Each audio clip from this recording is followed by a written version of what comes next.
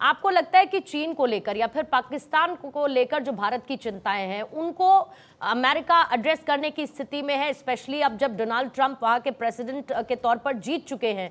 आपको लगता है कि यहां पर अमेरिका एड्रेस करेगा इन दो स्टेट्स को, इन दोनों देशों को, और यहां से आ रही चुनौतियों को भारत के लिए?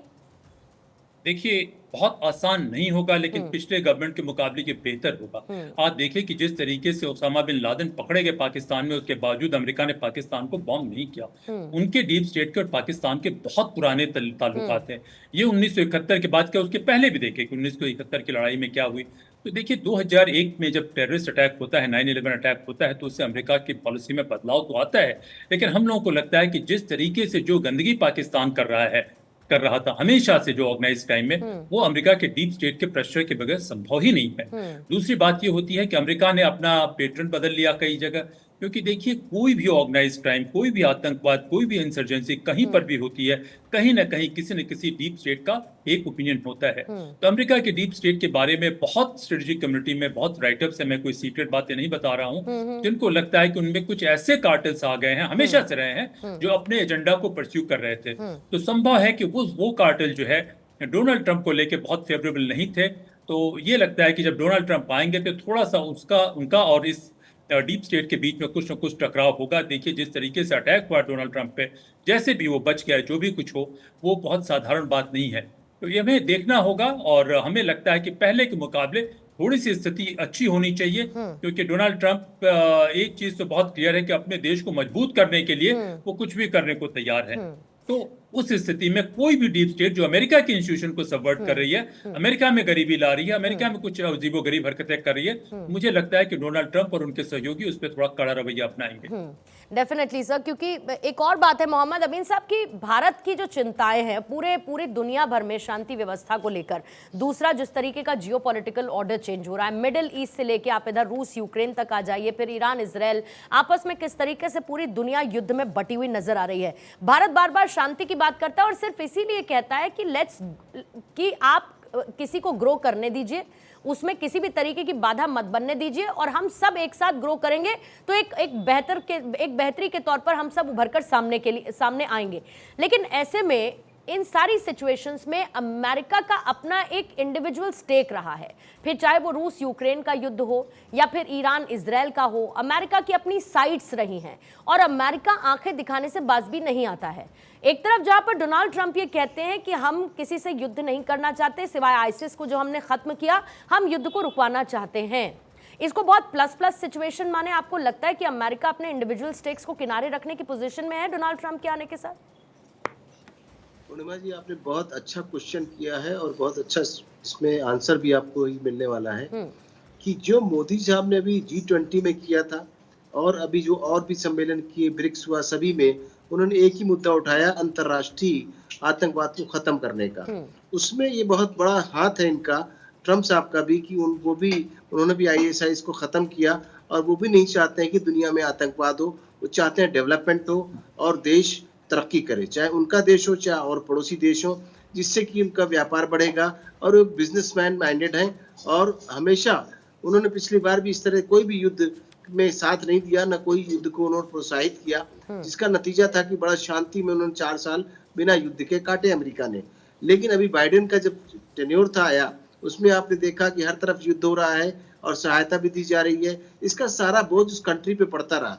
वो कंट्री के हितैषी हैं, जैसे हमारे मोदी जी हैं, वही हाल उनका भी है कि वो कंट्री के हितैषी हैं, कंट्री का हित चाहते हैं, कंट्री को डेवलप करना चाहते हैं। तो इसीलिए देखिए, चाहे कोई मुद्दा रहा हो, किसी तरह का रहा हो, उसमें हमेशा उन्होंने आगे आके लिया एक्शन, और वो कहलाते हैं ट्रम्प साहब एक्शन वाले प्रेसिडेंट, जो एक्शन करना जानते हैं और उस एक्शन के ऊपर अपना काम पूरा करना चाहते हैं, अपनी बातें पूरी कराना चाहते हैं।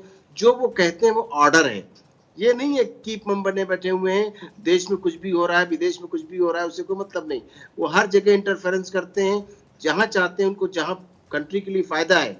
मैंने पहले भी कहा था और अभी फिर कह रहा हूँ कि चाहे वो कोरिया जाना हो, उनको कोरिया जाके दोस्ती करना चाहेंगे, चाहे वो रशिया की बात हो, हर तरफ वो करेंगे, लेकिन अपने देश की प्रभुता, अपने देश की इंडिपेंडेंस, अपने देश के बारे में कोई समझौता ऐसा नहीं करेंगे जिससे उनके देश का नुकसान हो, और वो देश को ऊपर ले जाना चाहेंगे। और ये उनका लास्ट ट्रम्प है। ट्रम्प साहब का लास्ट टर्म है, जिसमें कि आप देखेंगे कि जितना ज्यादा से ज्यादा वो कंट्री को दे सकते हैं, चाहेंगे कि हिस्ट्री में उनका नाम हो।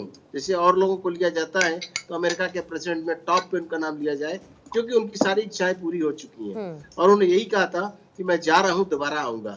और दोबारा आने के बाद उन्होंने नीचे से top to bottom, bottom to top अब की बार किया है उन्होंने काम, और जिसका नतीजा आपको देखने को मिल रहा है कि he is very popular elected president, और कितनी जोर शोर से आए हैं वो, जिसका कोई सोच भी नहीं सकता है।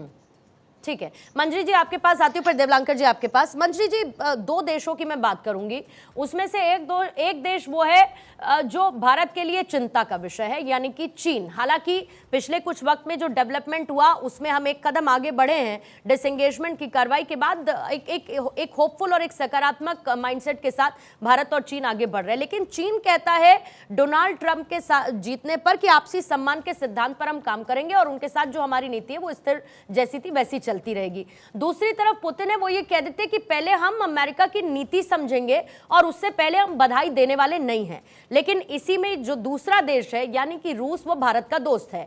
भारत के प्रधानमंत्री नरेंद्र मोदी जो डोनाल्ड ट्रंप को कहते हैं कि मेरे मित्र की जीत पर मैं उसको बधाई देता हूं। मैं जरा इस पूरी इक्वेशन को समझना चाहती हूं कि कैसे।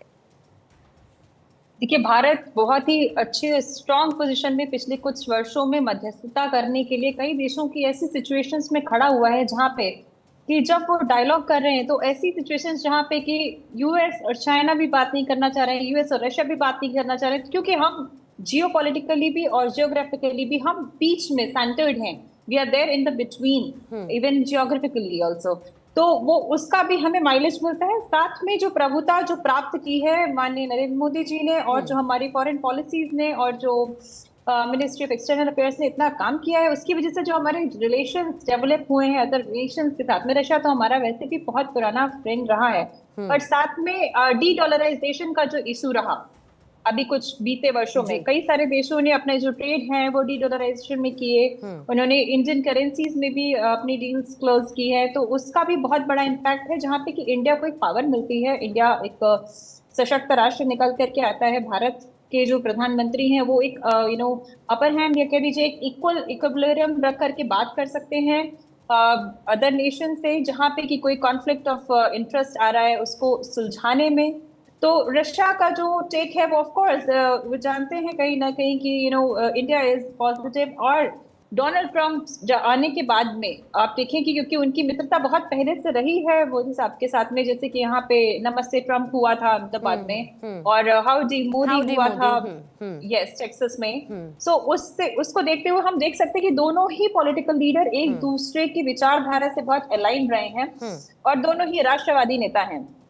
जब बात आती है राष्ट्र की, तो राष्ट्र प्रथम, नेशन फर्स्ट, अमेरिका फर्स्ट का नारा जो कि ट्रंप देते हैं, और राष्ट्र प्रथम का नारा जो कि हमारे यहाँ माननीय नरेंद्र मोदी जी देते हैं, तो दोनों की विचारधारा काफी सिमिलर है। अब देखना ये है कि आने वाले समय में दो पॉइंट्स हैं, कुछ पॉइंट्स ऐसे हैं जहाँ पे कि उनको लगता है, जहाँ पे ट्रंप को लगता है कि उनके देश को के लोगों को उन्हें वरीयता देनी चाहिए, जो कि एक राष्ट्रवादी नेता देता भी है। उस प्रकार के कुछ मुद्दे हैं जहाँ पे कि हमें डिस्कशन की जरूरत पड़ेगी। लेकिन मुझे लगता है कि अब बीते कुछ सालों से हम एक स्ट्रॉन्ग पोजीशन में हैं जहाँ पे कि हम अच्छी बार्गेन कर सकते हैं और एक समन्वय की स्थिति ला सकते हैं। ठीक है।